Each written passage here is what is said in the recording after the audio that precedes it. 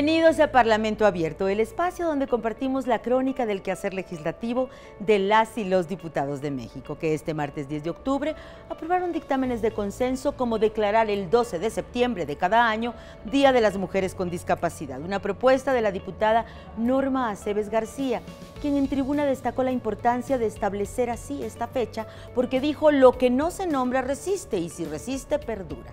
La representante de la bancada del PRI habló del poder de la palabra, que es el de nombrar aquello que cuando tiene nombre también existe. La resistencia con la que vivimos día a día nos permite tener la tenacidad para conseguir nuestros objetivos. La sororidad nos permite, expuso la diputada Aceves García, comprender necesidades ajenas y compartir aspiraciones del bien común. También se aprobó declarar cada 27 de enero Día de la Nutrióloga y del Nutriólogo. Las diputadas Irma Juan Carlos y Flora Tania Cruz Santos, de Morena, expusieron en la tribuna la relevancia de otro dictamen que reconoce la obligación del Estado de prestar servicios educativos que deberán ser plurilingües e interculturales en comunidades indígenas y afromexicanas, con respeto a sus culturas y tradiciones. Otro dictamen aprobado que abona en la agenda de la inclusión, un valor con el que se ha declarado comprometida la 65ª legislatura, fue el que busca que en materia de licitaciones públicas para la adquisición de bienes, arrendamientos o servicios en las que se utilizan los puntajes de evaluación, estos sean otorgados a las empresas propiedad de mujeres y a aquellas que hayan aplicado políticas y prácticas de igualdad de género con certificación.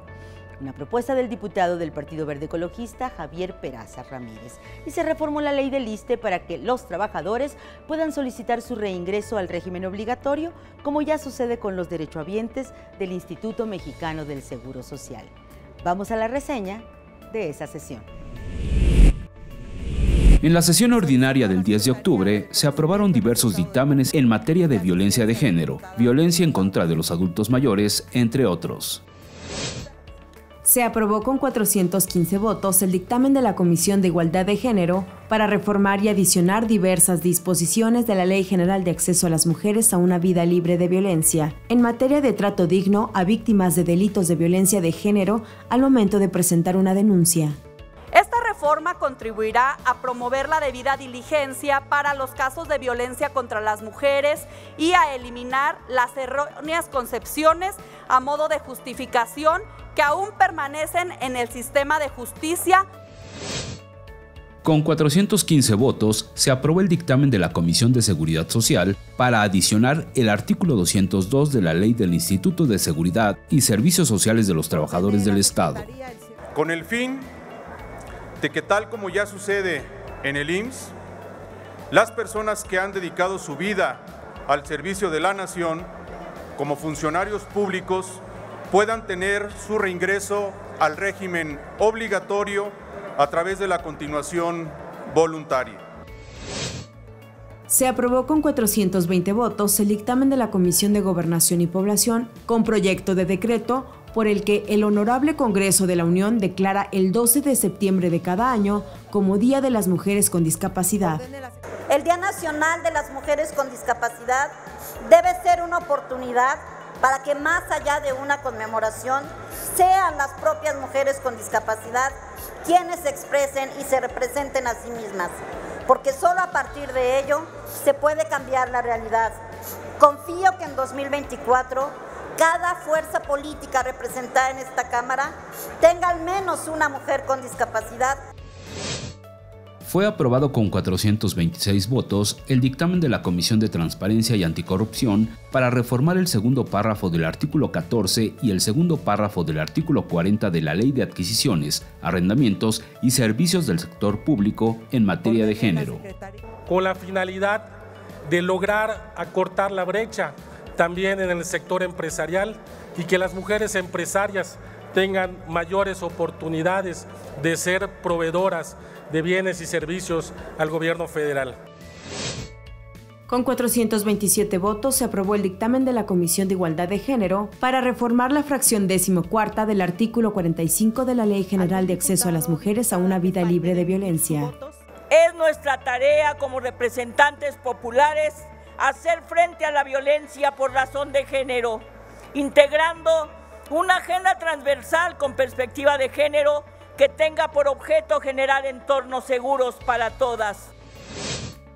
Se aprobó con 423 votos el dictamen de la Comisión de Gobernación y Población, con proyecto de decreto por el que se declara el 27 de enero de cada año como el Día de la Nutrióloga y Nutriólogo. Entre otras cosas, pretende visibilizar a una profesión que ha permanecido sobrevalorada en México. Y hay condiciones que nos alertan de ponerla y situarla en una situación mejor.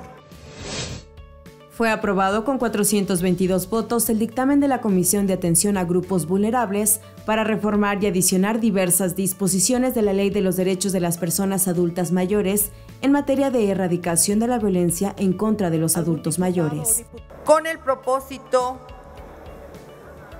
de agregar las definiciones de violencia institucional y violencia estructural, así como la implementación de acciones y políticas para prevenir y erradicar estos tipos de violencia.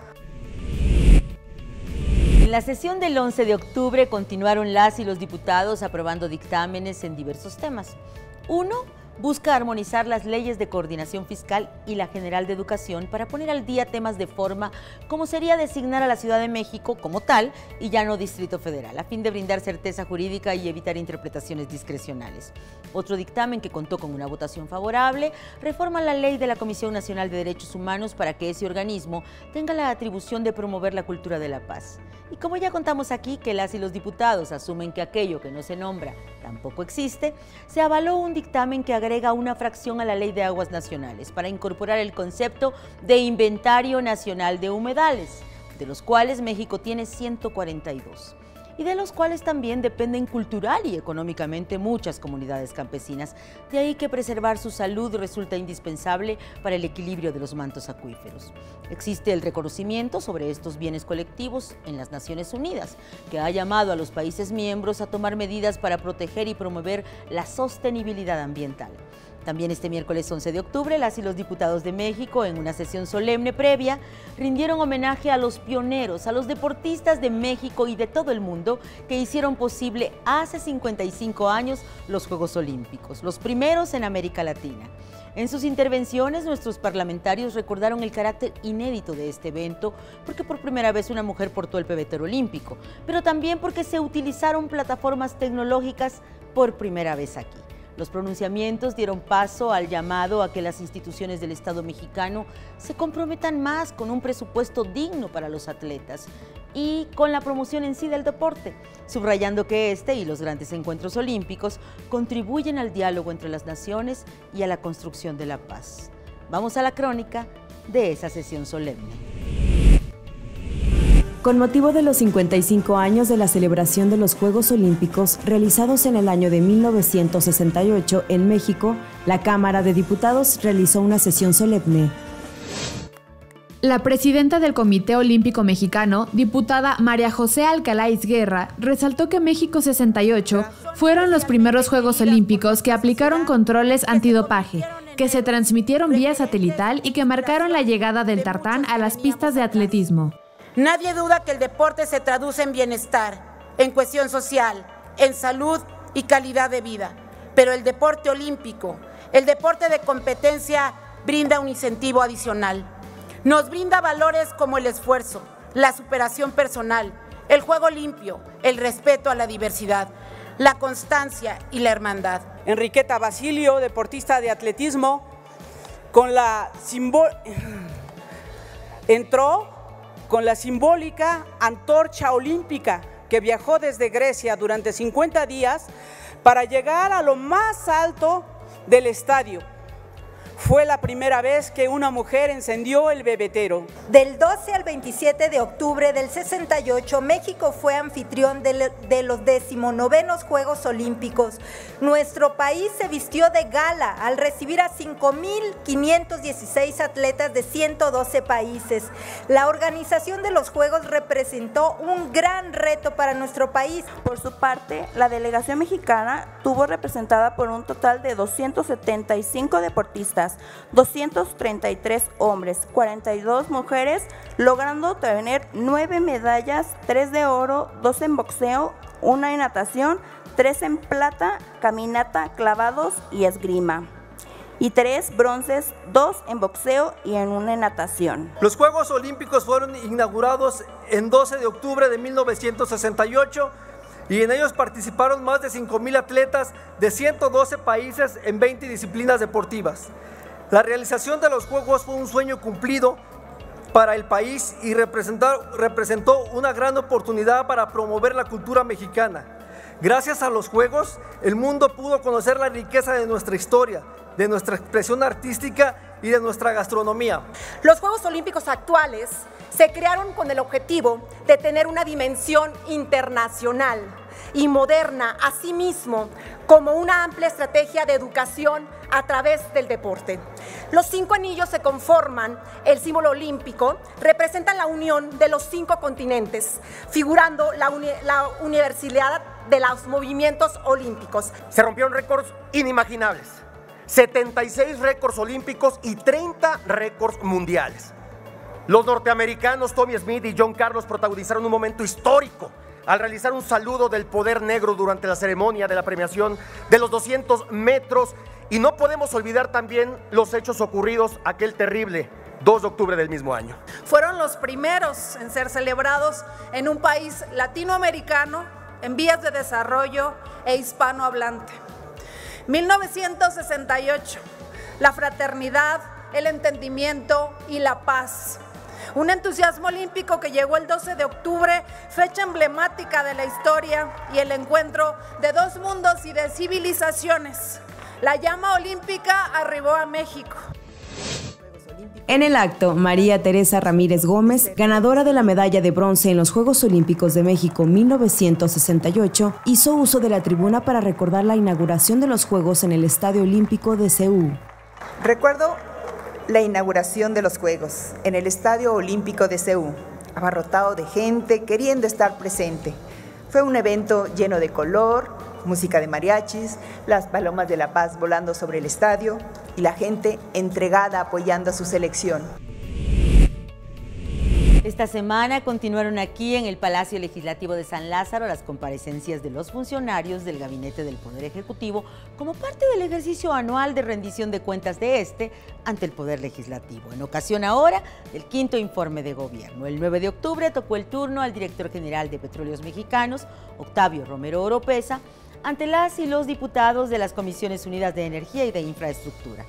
Las preguntas y respuestas ahí compartidas por el funcionario y sus interlocutores resumen las posturas, los argumentos y los contrastantes números sobre un debate vigente y siempre controversial en el mundo. ¿Con qué velocidad podemos transitar hacia nuevas energías, las limpias? ¿Y hasta cuándo debemos darle al petróleo la prioridad que tiene en nuestra economía? Pemex, dijo su titular, se prepara para ese cambio, pero por ahora no es posible prescindir de él. Ello justificaría entonces la centralidad de su agenda en la producción del crudo, su incremento en lo que va de este gobierno, de acuerdo con los números expuestos, así como la relevancia que se le da a la refinación. El manejo, la prevención y la reparación del daño que generan los accidentes en esta industria también fue foco de análisis, al igual que la deuda de Pemex, misma que su director consideró controlada. Y se enfatizó cuál es ahora el balance entre la exploración de nuevos yacimientos por parte de Pemex y el que realizan las empresas privadas. Se habló del gas, de los problemas todavía pendientes del huachicol, del cuidado e incremento de las reservas petroleras, del peso fiscal de la paraestatal, todos esos temas en una comparecencia que duró más de 5 horas y cuya crónica veremos a continuación. El lunes 9 de octubre compareció ante las Comisiones Unidas de Energía y de Infraestructura el director general de Petróleos Mexicanos, Octavio Romero Oropeza, con motivo del análisis del 5º informe de gobierno. En su intervención, el titular de Pemex expuso que la participación de los ingresos petroleros dentro del total de los presupuestarios del sector público alcanzó en 2022 su máximo de los últimos 9 años con 22.4% y de enero a agosto de 2023 es del 15.2%. Resaltó que el mayor ingreso de Pemex es el de las ventas internas de gasolina y diésel.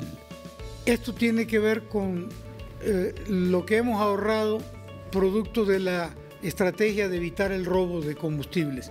En total han sido casi 232 mil millones, para Pemex 155 mil millones, para el gobierno federal, por lo que corresponde al IVA y al IEPS 76,000 millones. Entonces son cantidades muy importantes que han contribuido pues, a las finanzas públicas y particularmente a las de Petróleos Mexicanos. Al respecto, las y los diputados dieron su posicionamiento. Estos 5 primeros años el gobierno mexicano ha implementado con éxito el programa emergente para frenar la caída de la producción en los campos y pozos petroleros. El Programa Nacional de Refinación para rehabilitar las 6 refinerías existentes en territorio nacional, la compra de la refinería Deer Park en Texas, el paquete contra la inflación y carestía con la cual los precios de la gasolina y el gas no han aumentado más allá de la inflación. Pemex vive la crisis más grande de su historia. Está técnicamente en la quiebra. Sus ingresos propios sin ingresos propios y sin ser autosuficiente en sus gastos de operación. Entre el periodo del 2019 al 2022, Petróleos Mexicanos ha recibido del gobierno federal, por concepto de ayudas, aclárese que ayuda es el dinero de todos los impuestos de los mexicanos. La población que vive en los estados en donde se ubican las 6 refinerías están enfermos y con padecimientos graves, director, porque en 5 años en esta administración solo se han utilizado discursos vacíos. Dejemos de estar viviendo en el pasado, porque el problema que sufren y ocasionan estas refinerías no son un asunto menor. Se puede afirmar, en términos generales, que la gestión de la empresa más importante del país mantuvo el objetivo prioritario de consolidar un sector energético robusto y eficiente, meta fundamental en el proceso de transformación que vive nuestro país, ya que desde el comienzo de la administración federal y a lo largo de estos 5 años de gobierno se han implementado diferentes acciones encaminadas a fortalecer el sector energético nacional, tomando en cuenta que las reservas probadas equivale a 7,328 millones de barriles equivalentes de crudo y con un precio por barril hoy 9 de octubre de $77.8 por barril, tendríamos 570,412 millones de dólares, 10.4 billones de pesos. Díganme si no es viable la empresa de Pemex. Hoy es la empresa petrolera más endeudada del mundo, con una deuda superior a los 110,000 millones de dólares, sin contar que la mitad de esta deuda se deberá amortizar en los próximos 4 años. La apuesta de este gobierno por Pemex nos ha costado en números redondos durante estos 5 años más de 500,000 millones anualmente. Durante estos 5 años de administración no se han cumplido las estimaciones de producción. Apenas en septiembre de este año prometió que en 2024 Pemex sería totalmente autosuficiente en la demanda de diésel y gasolina, que requieren casi 1 millón de barriles al día, y apenas Pemex logra el 42% de esta demanda. El miércoles 11 de octubre correspondió comparecer a la secretaria de Economía, Raquel Buenrostro Sánchez, ante las Comisiones Unidas de Economía, Comercio y Competitividad y de Economía Social y Fomento del Cooperativismo.